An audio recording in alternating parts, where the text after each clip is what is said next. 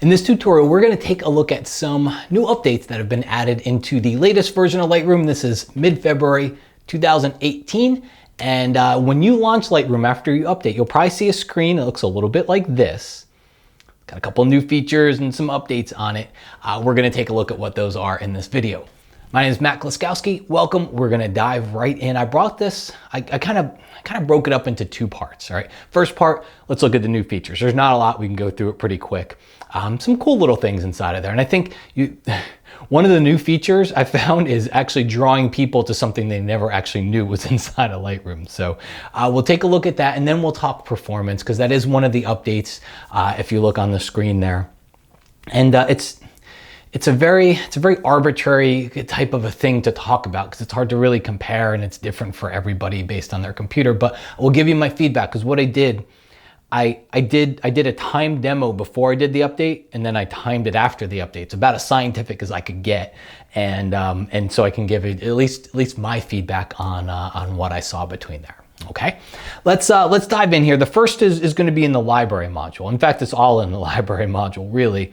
Under folders, so I have a very folder and collection based workflow, and some of these updates, while they kind of seem small, in the day that I've had it, I actually find that I use them more and more because I have such a very folder based and collection workflow. I don't really do keywords or anything like that. So I organize by folder. All right, you can see here as I scroll through, I've got all these different folders. And so this is my teaching catalog. My real catalog actually gets very much larger because it's got all these folders in there. And I don't like to put things by date. Some people do by year. Have at it. I'm okay as whatever works for you. It just, year doesn't work for me. I don't think of anything by the year that I took it. I can't remember that. So what does happen is, because that folder list gets bigger, I find myself trying to find a folder, searching up and down. So now I can come in here and just type in Portland. And when I type in Portland, you will see it's going to show me whether the drive is connected or not. My main photo drive here isn't connected, but it still shows me that folder, and then it shows me the other Portland folder that I have here. So it's a real quick way to search through your folders panel. Remember, it's only going to show you folders that you've brought into Lightroom. If you've got something on your computer drive somewhere that hasn't been brought into Lightroom, Lightroom doesn't work that way. It's not going to show it to you. And then you can click that little X and it gets it away. The next thing here is, oh, by the way, well, here, let's take a look at the next feature, and then I'll show you where it ties back into this one. We can go through here and favorite a folder. Here's where I found a lot of people didn't even know this feature existed, because part of it did exist before. But if you, let's go into a folder here, go into that Portland folder, okay? Let's make the thumbnails a little bit smaller. So I've got some photos inside of here. Well, you're going to see there's a little bar right above your film strip down here at the bottom. And if you click anywhere kind of next to this little breadcrumb trail, you're going to see it shows you a bunch of different things, one of them being this recent sources. A lot of people didn't know that it was there, and you could also add something to favorites. And this worked with collections. We could add a collection to a favorite, and then it would show up under this favorite area that's right up here. But a lot of people didn't even know this existed, and it's pretty handy. As you know, if you're working and you're jumping between a few different folders or collections, it makes it a lot easier to kind of jump between them. Well, now you can go to your folders, you can right click, and you can mark a folder as a favorite. You could do that with collections before, but now you can do it with your folders as well. Just remember that little star that you see down there, that is your visual indicator that you have added this as a favorite inside of there. I know it's one of those things, like sometimes we do something and then 6 months, we don't do it again, and 6 months later we look like, what is that little star there? That's what it is. It actually means you favorited that folder, and now you will see it when you come down here, you'll see it in that favorite sources. I would say, you know, every once in a while go in there and unmark them, because to me the favorites area doesn't work if it's like this long. You know, the favorites area works when it's just some of your favorite stuff that you're working on a lot. Okay, now the next little update here is when you're searching through your folders, you can actually just search through favorites. If you click on the little magnifying glass that's up there, you can see I can search through all folders or just my favorited folders as well. Next thing from there, collections. So I'm a very collection-based workflow inside of Lightroom. I basically import my photos into a folder based on a descriptive name of whatever that happens to be. And then I create a collection of my favorites. And it's kind of like an album. We put our favorites into an album. That's what a collection is inside of Lightroom Classic here. Well, one of the things you can do is if you use nested folders, you can actually turn those straight into a collection set with collections. Here's what I mean. Let's take a look I've got on my desktop here. I created this just for this tutorial. It's a folder here called New Feature Test, okay?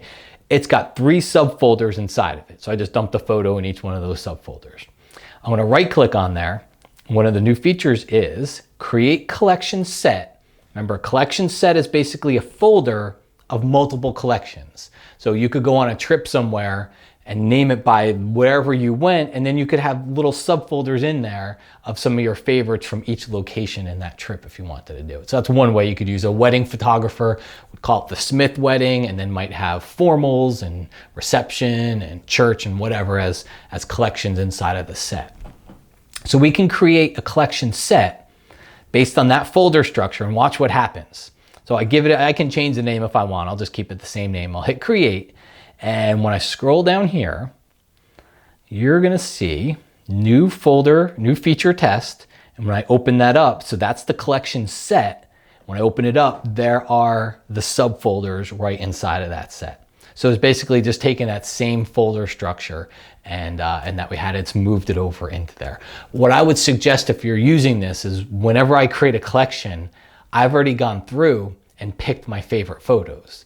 And I select them, and that way when I create the collection, just the favorites get put in. It's not really useful if you take your whole folder and put it into a collection, because now it's just like the same thing.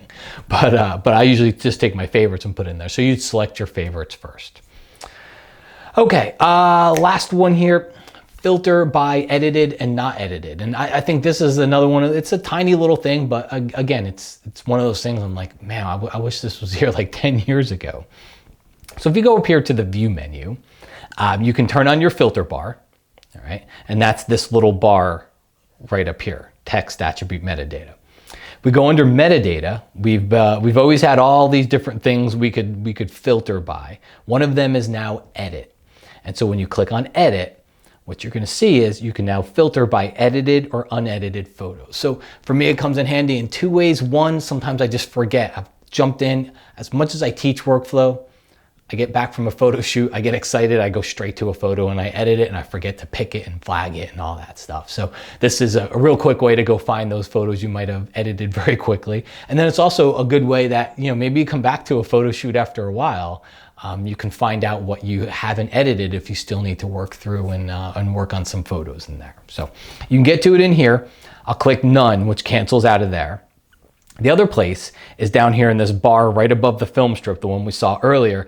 And here's the thing, is a lot of people, if you inadvertently click the word filter, and I don't even know why this is a feature, because to me it causes more problems than anything, but if you inadvertently click the word filter, it hides it. So you go down there and you don't see any of that stuff. Just click the word filter if you don't see them. But you've got your pick flags and your star ratings and your color labels. And then you can see there's 2 new icons in there for edited and unedited. So it's another way to filter by that.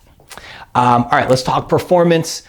Real quick, guys, if you would do me a big favor, regardless of where you're watching this, if it's on YouTube, if you could subscribe. And if it's on Facebook, go ahead and like my page, and you can even turn on the notifications, same thing on YouTube. But if you like these videos, it's the best thing you can do that way. I do a lot of them, and I'm always very, very active in the comments in there. So if you ask a question, there's not many that get asked. I do it just about every day. I always jump in there and I answer the questions as well. So if you can go ahead and subscribe, I would greatly appreciate it. Okay, performance. It's a very arbitrary thing to talk about. It's there's a lot of ambiguity amongst what was it and what is it now? And sometimes even when things are faster after a day or two, they don't feel faster anymore. So here's the deal. I timed some things before I did the update, and then I timed it after the update. Big things that where there was performance changes, they said, is gonna be in your import. in your develop module changes, in your previews where it's rendering previews and export. So as you go from photo to photo, the interesting thing is there was a big update back in October. Some people got a good performance update. Some people, it was slower than ever. And Adobe acknowledged it. And I participate, they have these monthly calls with educators and people in the industry, and they've acknowledged it. And they said, you know, every month we were on a call and everybody's hammering about it. And they're like, that's all we're working on right now is performance. So it wasn't something I experienced, but I heard it from enough people. So I know it was out there. Here's what I can tell you. Import speed, preview generation, going from photo to photo, develop module, that all got better for me back in October, all right? Now, for the people that it didn't get better, it was interesting because it was almost like the more powerful computer you had, the worse it got. For people that didn't get better, I think they fine-tuned whatever the tech about that is, where that's supposed to have increased. So here's what I can tell you. I did my tests. Import speed, about the same, not too much faster for me. But again, remember, I got a big boost back in October. So import, rendering, previews, all that stuff. Where I saw the biggest boost was when I go under here, file export. I exported like 50 photos the same. That was about 20% faster for me. And then the other place I saw a pretty big boost was, let's go ahead, I'll select 3 photos here. Under photo merge, you have HDR and panorama. And I saw in the merge there, in the merged HDR and the merged panorama, I saw about a 20 to 30% change. I did a bunch of different tests on it, but I saw about a 20, 25%, sometimes 30% bump in speed during that merge process. So best I can do, just give you what happened for me, okay? I'm using a MacBook Pro on here it's about a year old. My iMac in the back was bought in July, so fairly updated hardware and all that stuff. That's, I think, 16 gigabyte RAM on here, 64 gigabyte on the one back there. So anyway, hopefully that gives you a little bit of information. Again, performance is hard to really cover, so best I can do is just give you what I experienced with that. Okay, guys, thank you so much for watching. Hope you enjoyed the tutorial, and I will talk to you again real soon.